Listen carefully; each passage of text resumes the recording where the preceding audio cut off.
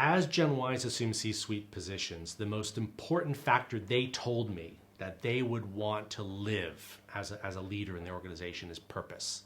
So how do I enhance meaning for my organization, and how do I improve my purpose every day?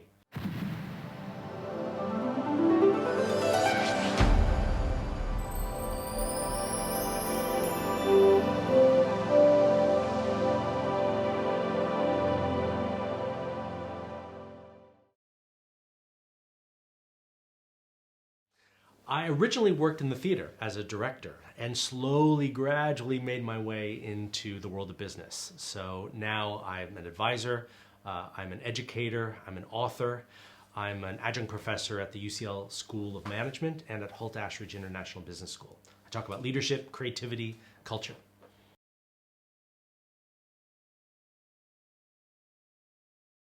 So I talk about adaptability. So how does one personally adapt? And that's based on the maxim that I don't think an organization can adapt unless its leaders are personally willing to adapt.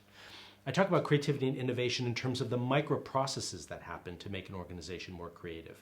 Sure, you can do strategic innovation, you can do management innovation, but how do you actually improve your team's creative capacity in those one-on-one conversations or in the team dynamics, how you incentivize an individual to be more innovative. I talk about the youngest generation in the workforce. Very tricky group. How do you keep them engaged? How do you keep them in your company? Because of course we know that we're in the midst of a resignation crisis. We're in the midst of an engagement crisis. So that of course leads us to the final topic which I do, which is the future of work. If our paradigms about work and life, careers, leadership are changing so dramatically, what does the future of work hold for employers and employees?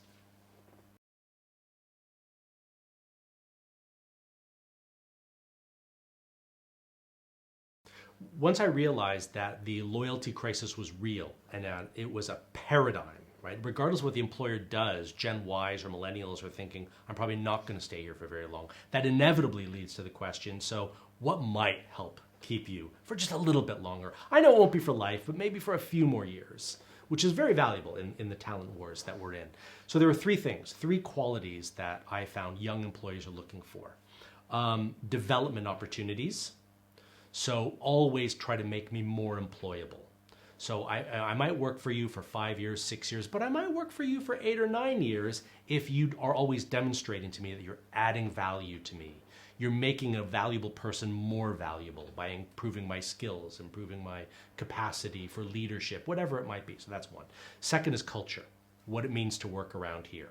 And culture is really experienced on a micro level. So a lot of organizations, I think, get culture wrong because they think of it just as employer value proposition. But those are really words on a page. Most employer value propositions have been created by the communications department or maybe by the shareholder or investor relations department, and it's theoretical. The culture that I experience in an organization are the relationships I have with the person to my left and the person to my right. So therefore, team leaders have a huge responsibility for keeping their people together because they are the stewards of culture. First and most important quality is work-life balance. I don't think this will come as a surprise to anyone. But note that of the three things I just mentioned, none of them are salary, bonus, anything that's a tangible benefit. It's much more to do with how we relate to one another. It has much more to do with the social architecture of an organization.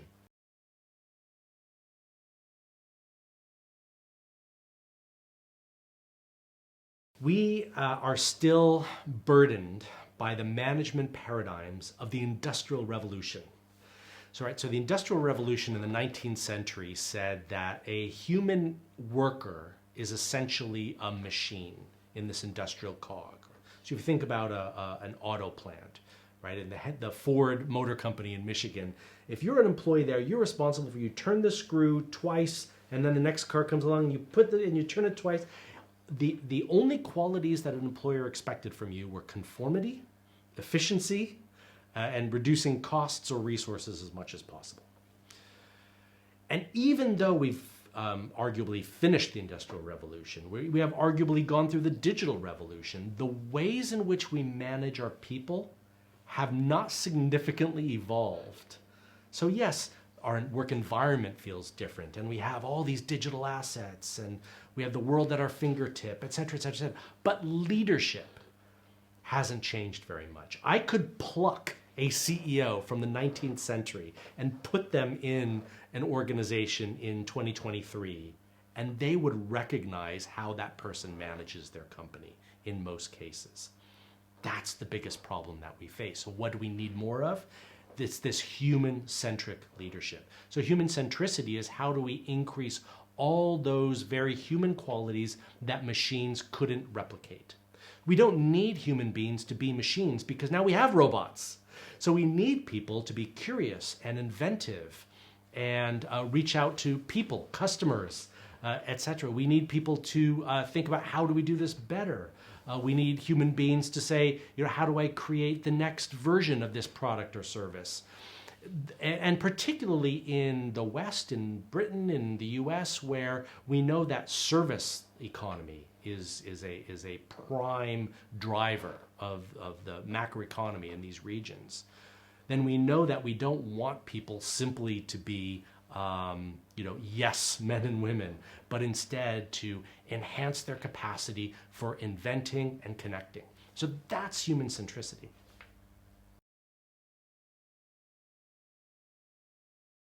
If you had to pin me against a wall and say, Adam, define what leaders do, what great leaders do, I would say, okay, 3 things.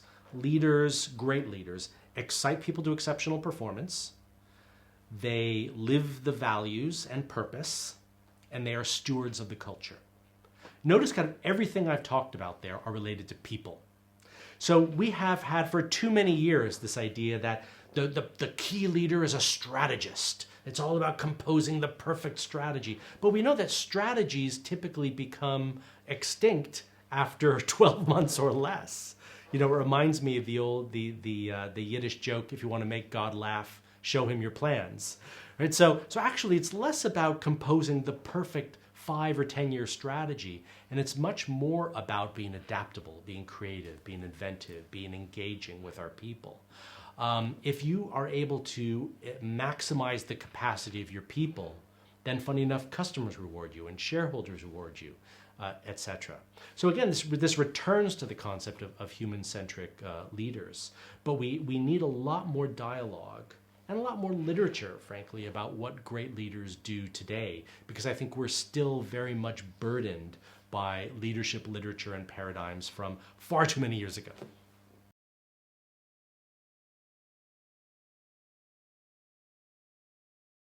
Organizations should at least have the conversation about reinvention almost constantly. And I know that's scary, but if you think about reinvention as more reflexive rather than this episodic, military campaign, then people will lean into the personal and collective adaptability. But that requires the organization to have the humility to say, maybe the decisions we made even 6 months ago, is it still suited for today? And I absolutely believe that we have to encourage everyone in the organization to be part of that conversation. I would go even further. Why not involve in that dialogue your suppliers and your partners and your buyers and your regulators? Because they have perspectives that you don't, and yet those perspectives are also critical to the sustainable competitive advantages in your business. So why not open the aperture of our perspective and have wider conversations all the time? Sense checking. Are we doing the right thing? Because that may have been the right answer 6 months ago, but it may no longer be right today. I think it's less about the success of any given business model that creates a sustainable competitive advantage, and much more about a company's ability to adapt their business model on almost a dynamic basis that is itself a source of sustainable competitive advantage.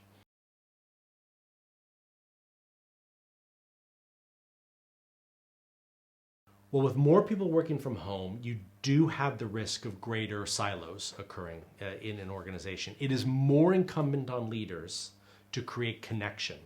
And I think it's a mistake for leaders to say, I can only connect with my people when I'm face-to-face. Of course, that's nonsense. I've been working with organizations who did some highly creative things in order to create bonds with their people, even in 100% lockdown.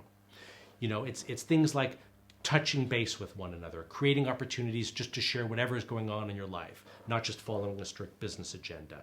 You can have creative social time virtually as well. I've had companies say, okay, we're going to have a business meeting for an hour, and then for 30 minutes, we're going to do a mocktail creating class, right? And everyone ahead of time got a recipe, they all had everything ready to go, and then they had, a mixologist come in and showed everyone, and it was a great social opportunity.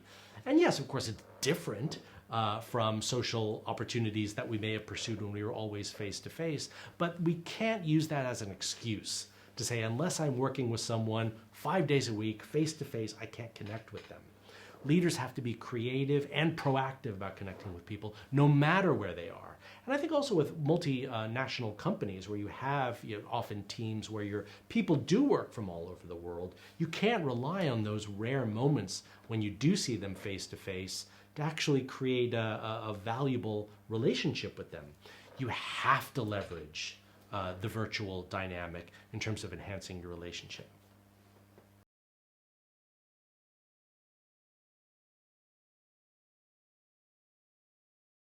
As Gen Ys assume C-suite positions, the most important factor they told me that they would want to live as a leader in their organization is purpose. So how do I enhance meaning for my organization, and how do I improve my purpose every day? Because that creates a golden thread between employer and employee. In other words, if you know why you do what you do, and that gives you meaning, and in doing so, you contribute to my organization's collective purpose, we have a bond between us. But too many people in organizations can't see the why in what they do. And if you can't see the why, then of course you're going to be mobile around your employer prospects. It doesn't really matter. So then you become very transactional. I'll just go to whoever's going to pay me more. I'll just go to a more pleasant work environment. But if I know that I am contributing to an organization's big why in what I do, and I feel that I'm getting fulfilled in doing that, that creates a very powerful prospect. Not actually, and funny enough, not just for employees, but for customers. Because there's lots of more recent research that demonstrates that in organizations that are imbued with purpose, customers, clients pick up on that, and that enhances their own engagement and therefore loyalty to work with one company or buy from one company over another.